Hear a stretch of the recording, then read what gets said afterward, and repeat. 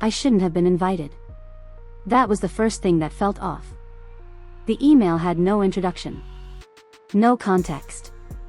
Just an attached PDF titled, Team Retreat, Access Confirmed. No name.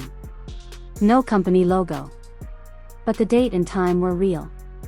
So was the address. And so was the contact person, a woman I'd never met, but whose name I'd heard before, more than once. A senior strategist at a fast-growing tech startup. They built systems for predictive behavior analysis. Ironically appropriate, considering what followed. I stared at the email for longer than I should have. And then I packed a bag. Curiosity is a dangerous thing when you have no reason to be involved. The retreat was scheduled for 3 days. The location, a private estate 2 hours outside the city. Secluded. Minimal cell reception. Of course. They had arranged transportation, a shared shuttle. I was the last to be picked up. Inside the van, 4 others. All strangers. All around my age. All quiet. No introductions. No small talk. Only one sentence spoken aloud the entire ride. From the woman seated across from me, tapping nervously on her phone until we hit dead signal. You know we're not supposed to talk about what happened after, right? Nobody answered. Including me. Because I didn't know what was going to happen at all. We arrived just after sunset. The house stood at the edge of a narrow road, surrounded by tall pines and fog that clung too close to the ground. No gates. No fence. Just space, wide and quiet. Too quiet. The estate looked expensive but unfinished.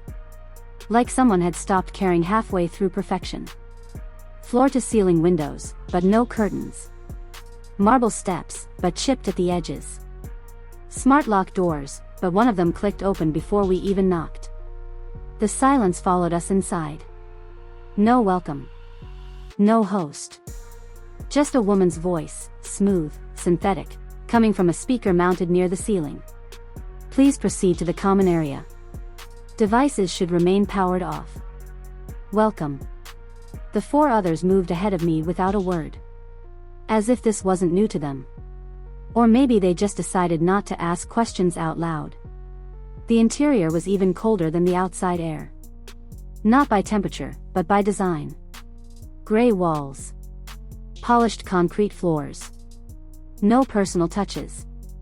No photos. No warmth. It didn't feel like a home. It felt like a replica. I stayed behind for a moment, near the door. Just long enough to test the handle. It locked behind me. Automatically. Of course. I caught up with the others in the main room. 5 chairs arranged in a half circle, facing a wide wall with nothing on it. No TV. No screen. Just a clean white surface, lit from above. And on the center chair. An envelope. Black. Sealed. With 5 numbers printed on the front. No names. No instructions. Just 01, 02, 03, 04, 05. No one reached for the envelope at first. It sat there, sharp, deliberate, untouched. Like it was watching us, not the other way around. The girl with the long braid finally stepped forward. She picked it up slowly, like she expected something to bite. She turned it over once in her hand. Black seal. Heavy paper. Expensive. And then she opened it. Inside, 5 cards. Numbered 01 through 05. No names. No colors. No design. Just numbers, printed in stark black ink. She held them out like a deck. Take one, she said. Everyone hesitated. Except the man with the dark jacket. He reached first, pulled out a card, didn't look at it right away. The others followed. I took mine last. 03. Of course. As soon as the last card left the envelope, the wall in front of us lit up, not with a screen, but with words. Projected, silent, pulsing. All participants are to follow the instructions according to their number. Cooperation is mandatory. Deviation will be recorded. Nothing more. No explanation. No context. Just that. The girl with the braid blinked slowly. Is this part of the retreat? No one answered. Because we all knew the answer. Or worse, we didn't. I looked down at the card again. The number sat there, still and final. 03. I didn't know what it meant yet. But something told me I would. Soon. The lights dimmed. Not all at once, gradually. Like someone behind the wall was sliding a dial down, watching how we'd react. The projection disappeared. And in its place, 5 new lines appeared, each with a number. 01, go to the kitchen. 02, remain seated.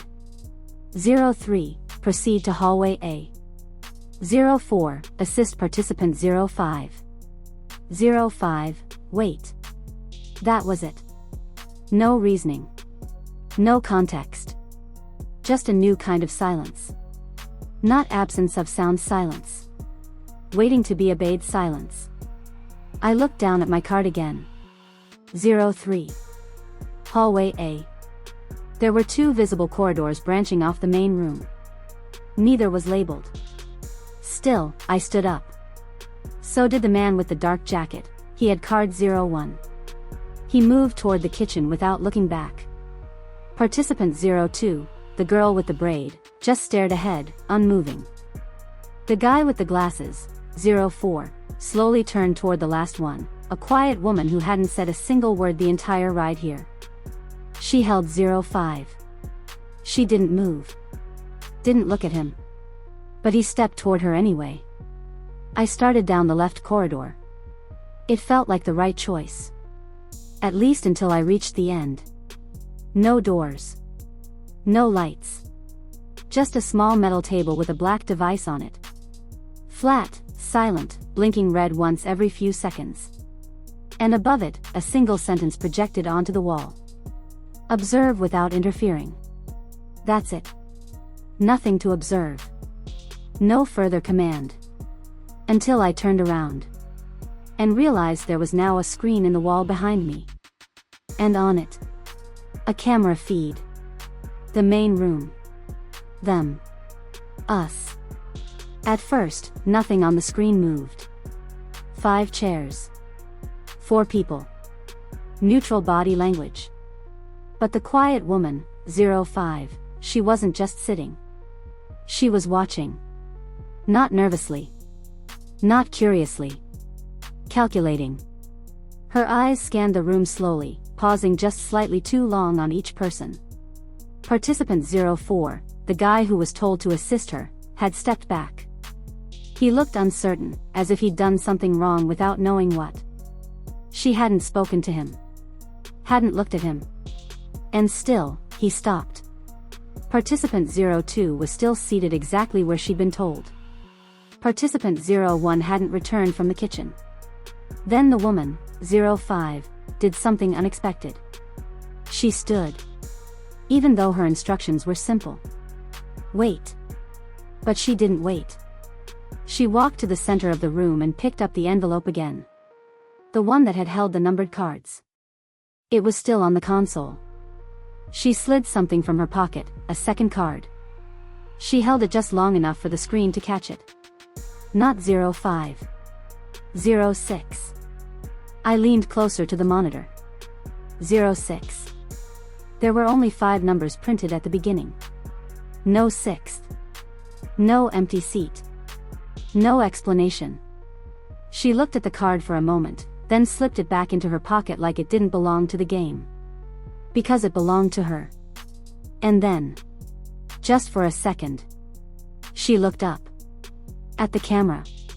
At me. Not directly. Not precisely. But in the way someone glances toward a mirror they know is one-way glass. A flick of the eyes. A reminder. I see you, too. When I came back to the main room, everything looked the same. Almost. Everyone was in their seats. Except one. Participant 05, the silent woman, was gone. No explanation. No noise. Just, gone. Participant 04 sat forward, elbows on knees, staring at the floor. Beside him, her empty chair. I looked directly at him. Where did she go? He didn't meet my eyes. She said she knew where she was supposed to be. Said she didn't need to monitor us anymore. That word, monitor, stuck. No one here had said it. Not out loud. Not until now. I sat back down slowly, never turning away from the doorway. She hadn't left randomly. She moved with purpose. Like her part in this phase was complete. A chair shifted behind me.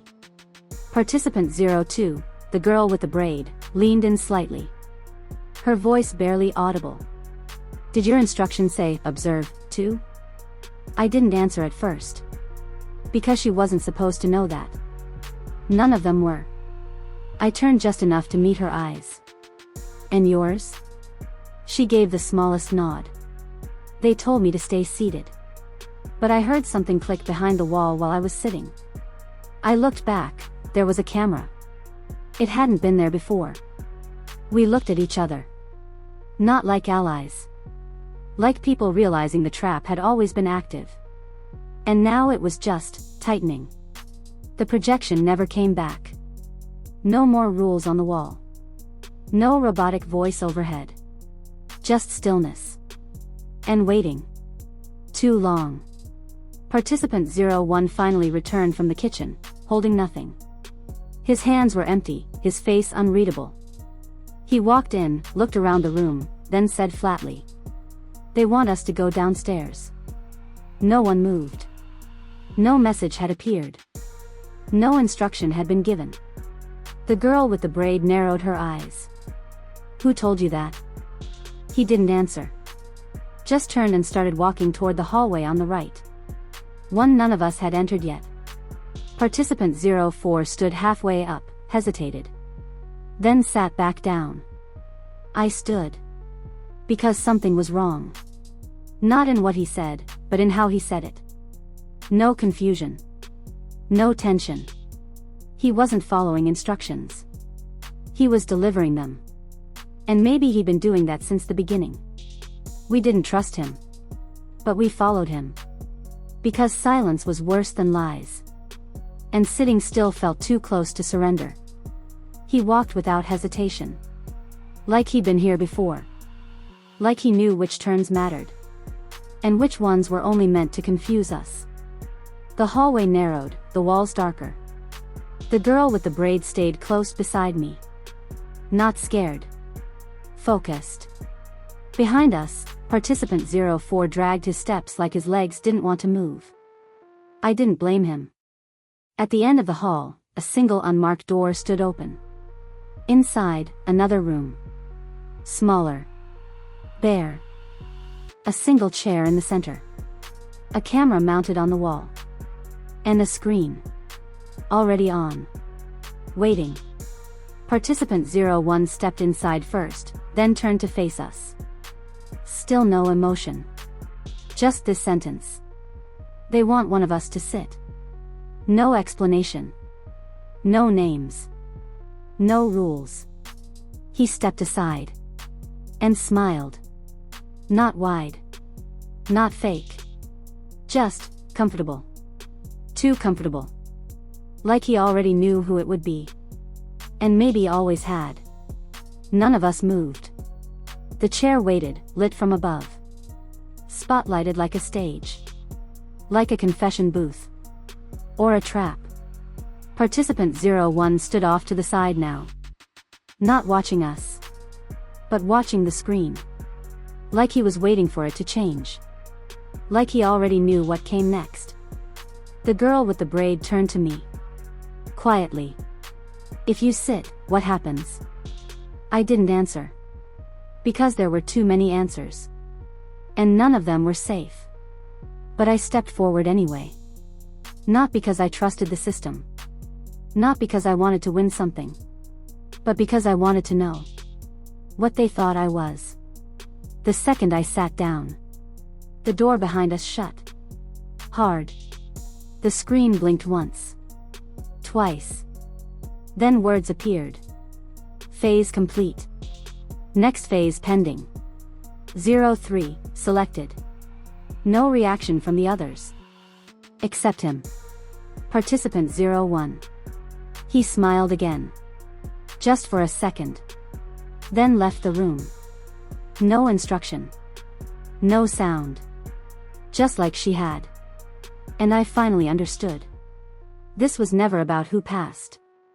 It was about who already belonged.